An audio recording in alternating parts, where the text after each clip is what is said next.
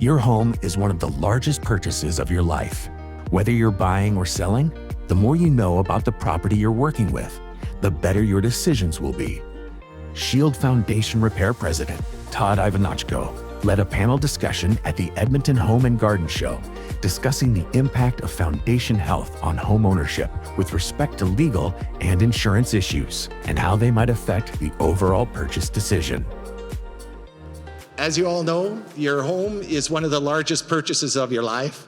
Even at $350,000, it doesn't have to be $1 million home. That's a big, big purchase for a lot of people out there when you're taking out a 30-year mortgage. My name's Todd Ivanochko. I'm the president of Shield Foundation Repair. Alongside me, I got Scott McMillan from Remax Elite. We also got Kyle McKinney from Vera Law.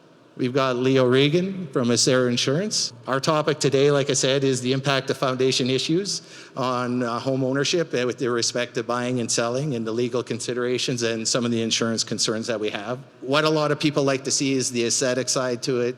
We understand that's the first thing that you kind of fall in love with and get emotional with, but a lot of people tend to overlook the foundation side, the aspect to it. And the biggest problem there is that the foundation is the most important piece to the puzzle. With a weak foundation, you got a really weak structure. When you see a vertical crack that is 8 to 10 inches off the front corner of a foundation wall, that's a relief crack, okay? This is something that I like to make a lot of people aware of, because this is something that you just don't walk away from. A lot of people will consider this thing to be a standard crack on a foundation wall, and it's not. This is a true sign that one of the two walls has experienced lateral movement. Some of the guys that can speak a little more, especially from a buying and selling perspective, is Scott. And you experience this, you see this from time to time, I imagine. First of all, I'd like to share a personal story that I worked with Todd. This is probably 5 or so years ago. As an agent, you're supposed to get independent advice from inspectors, foundation people, etc. We walk in, the property's absolutely perfect. Everything was on point, and this was going to be the dream home.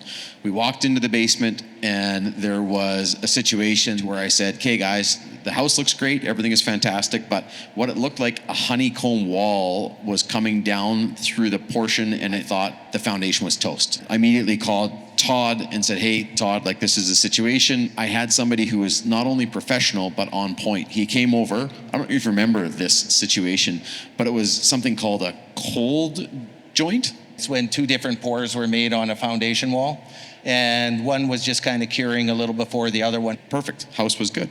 I guess this becomes a good segue into looking at, from a real estate perspective and legalities, is a question that I'm going to see often is, do you have to disclose? And Kyle, I'd love to get your insight, because a lot of people don't understand what a defect is. The first defect would be a material defect, which is something that should be readily, easily to discover. It'd be like a hole in your window or a hole in the wall. On the flip side of it, there's something called a latent defect. Now, a latent defect is something that isn't easily discoverable. The biggest thing I always tell when you're selling, general obligation is disclose, disclose, disclose. Because you don't want to end up selling something and then after the fact you have a buyer who alleges you didn't disclose something, like a defect in the property. The biggest thing here from your perspective, Leo, is there any kind of insurance that we can look for from water ingress into basements? Every policy has some sort of water coverage, but what you need to have and make sure you have is overland water, sewer backup, and then what's going to cover your foundation cracks is called groundwater. So groundwater coverage will cover seepage and foundation cracks. There's still a few postal codes where you can get coverage, but it's going to be limited.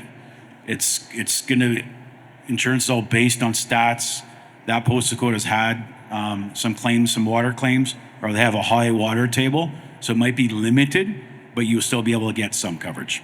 The best advice I give people is really put a good team together from the outset: realtor, insurance, foundation.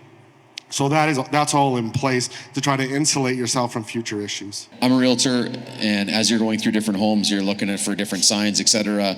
The first thing I'm going to do with my realtor hat on is always get professionals in here. I get a home inspector. I'm out there. There's something that it was covered up. Like, at the end of the day, there's new drywall, and coincidentally, there's a pile of boxes and luggage in front of this wall. Like, weird, right? If you're seeing a wall of boxes up against a wall, or you're seeing, and I've seen this. I've seen firewood piled all up along the backside of a house. Just pay attention to that. But to call us in is generally when you've identified something that is out of the ordinary. You see a vertical crack, there's water staining in the basement.